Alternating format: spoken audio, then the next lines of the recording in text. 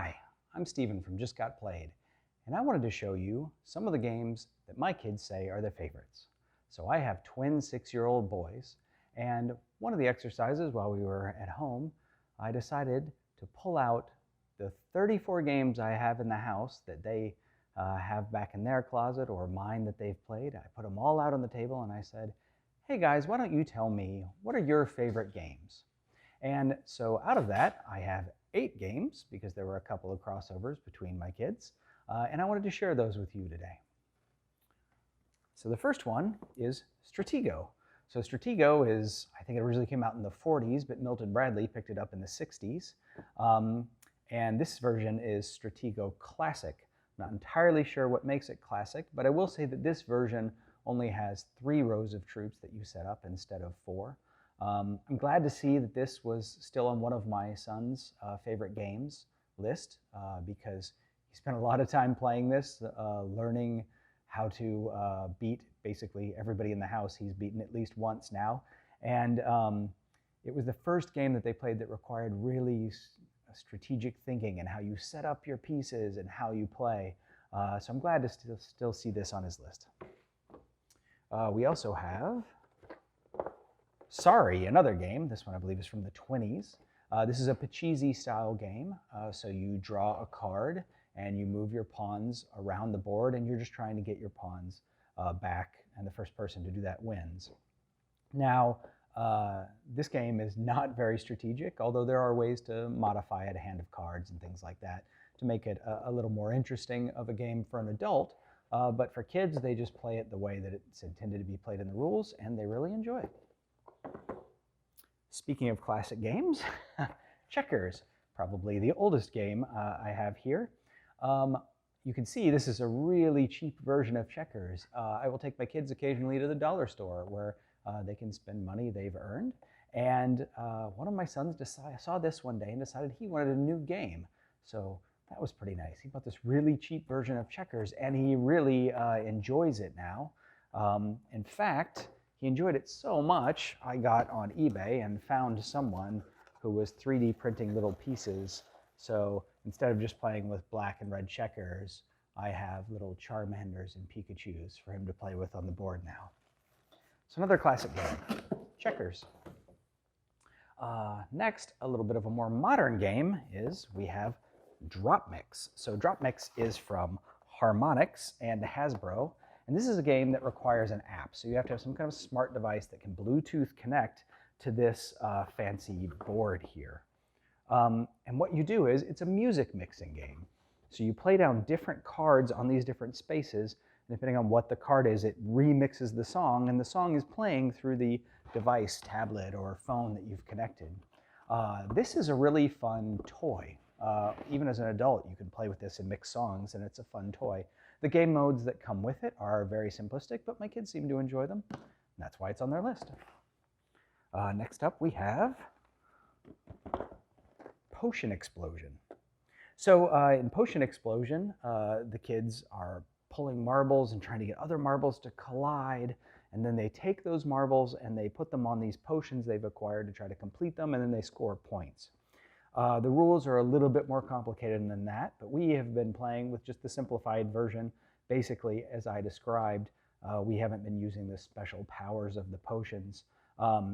So they really enjoy the game the way that we play it. I think they're probably ready to start playing it the way the rules are intended.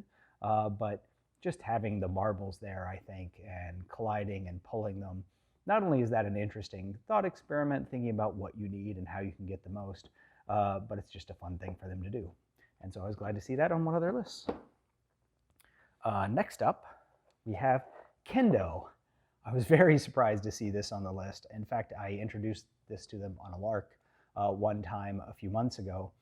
This game is, I think, from 1976, and I believe it only was ever published in German. Pretty sure it was never published in English. So I have an English translation of the rules in here.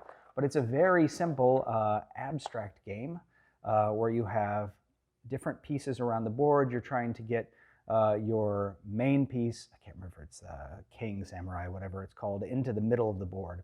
And whoever does that wins. So There's no luck involved. You have to move. You have pieces that move 1, 2, and 3 spaces. You have to move them the full amount.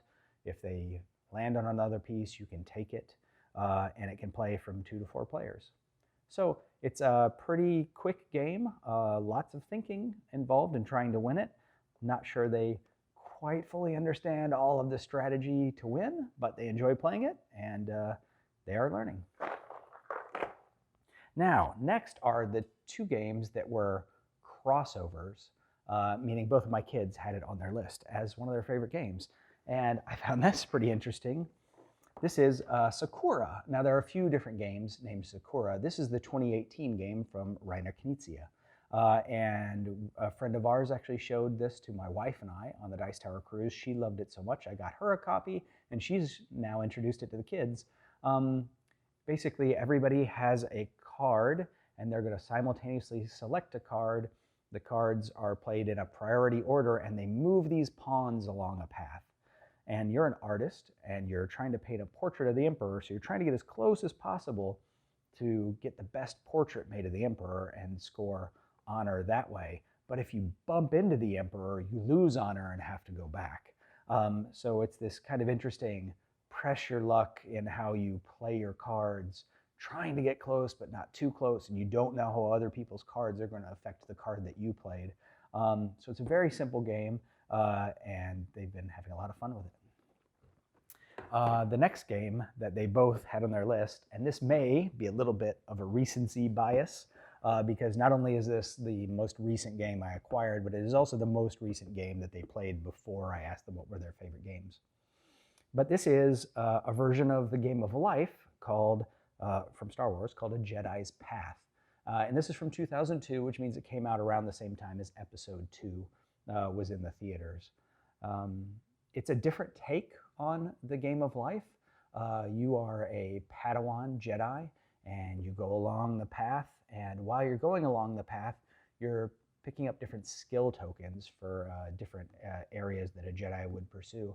But you can also try to take some more powerful shortcuts, and that can put you on the dark side. So it can put you on a path to becoming a Sith instead of the Jedi.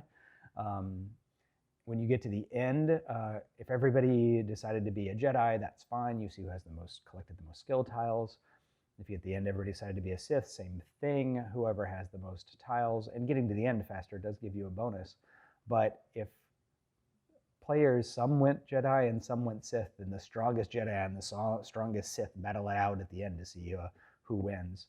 So obviously my kids like Star Wars, and I think that's why this appeals to them. But it also has collection, like you're getting these skill tiles, you're gaining things as you go along the path. I think they like that, and there's some challenges and things. I mean, you get your own lightsaber, you get a Jedi Master who's training you. A lot of those things, are the reasons why I think they enjoy this game. It can run a little long for what it is, but it's a good take on the game of life. So those are the 8 games that they said they liked. I'm going to give an honorable mention here because this didn't make their list, but this is the game that I think we have played the most this year. This is Zombie Kidz Evolution.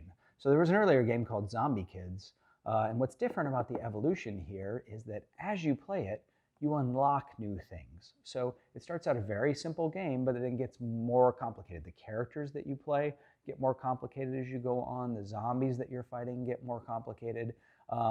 It's very interesting, and they were clamoring to play this like every day. There's a little journal where you keep track of, you get to put marks in the journal when you lose or when you win, and you can get trophies for winning in certain different ways. And as you move along that path, it opens up the envelopes, which give you the unlock the new things in the game. And so I think maybe this game was a little played out by the time that we made this list before we made this video. And so I think maybe that's why it's not on there. But this is, I would have to say, this is probably the game we've played the most this year. Now, I also asked them to list some games that they didn't like. And it was interesting to see some of their choices. So I have a couple here that they both agreed that they didn't really like very much. And one of them is Robot Turtles. So this is a deceptive programming game. And it says it's for 4 and up, and it's a programming game. And I almost wanted to say deceptively simple, but that's not exactly right, because in reality, it's actually kind of complicated, right? You're going to make a program, and the program's going to execute every turn, and you're only going to add to it. So what is that going to do to your piece? It's kind of a lot to think about, and maybe I think they didn't really enjoy the outcome. One of my sons really didn't like this game at all. One of them seemed to like it, but then he never asked to play it again after a few plays. And so I guess this is just kind of fallen out of favor with them. Robot Turtles. And then another one, which I was a little surprised, I have a special edition here that was signed by the people from who made the tabletop videos on YouTube, but this is Catan Junior. So I don't really know why the kids didn't really like this game. I don't know. It's a fairly simple, I think, pretty good take on Catan for kids. But, you know, we played it and they just never asked to play it again. And I thought, well, maybe they've just kind of forgotten about it. But then they saw it on the table and they're like, yeah, I didn't like that game. So I don't know exactly what it is about this game, but my 6-year-old twin boys didn't like it. Not entirely sure why, but I thought I'd share that with you. So anyway, these are a bunch of games from our collection that the kids liked and didn't like. And why don't you tell me in the comments the games that your kids like, or if any of these games particularly intrigued you, or if you have any questions about them, just let me know. I'm Steven from Just Got Played, and I hope you're having a good one.